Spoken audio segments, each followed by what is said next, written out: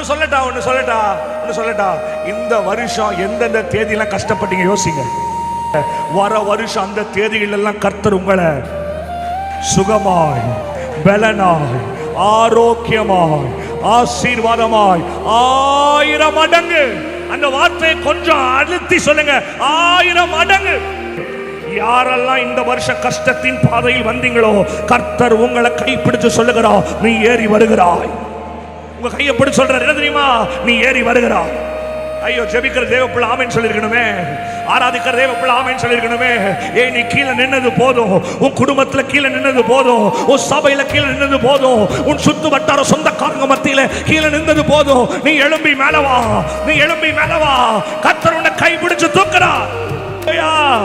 ஹalleluya, ஹalleluya. யாரும் யோசிக்க முடியாத அளவுக்கு 2026 கர்த்தர் உன்னை உயர்த்துகிறார். நீங்களே யோசிச்சு பார்க்காத அளவுக்கு கர்த்தர் உங்களை உயர்த்துகிறார். ரொம்ப கஷ்டப்பட்டீங்களே சிஸ்டர், எவ்வளவு கீழே போனீங்களோ அந்த அளவுக்கு உயர்த்துகிறார். வாழ்க்கையின் உயரத்துக்கு கர்த்தர் ஏற்றுகிறார். அந்த தரிசனங்கள் மேல ஏறுகிறேன், அந்த கடல் அலை மேல ஏறி நடக்கிறேன், அந்த உபத்திரவங்களுக்கு மேல ஏறுகிறேன். அந்த போல எந்த உபத்திரம் என்ன முடிச்சு கர்த்தர் நினைச்சதோ அதுக்கு மேலே கர்த்தர் நடக்க வைக்கிறார்.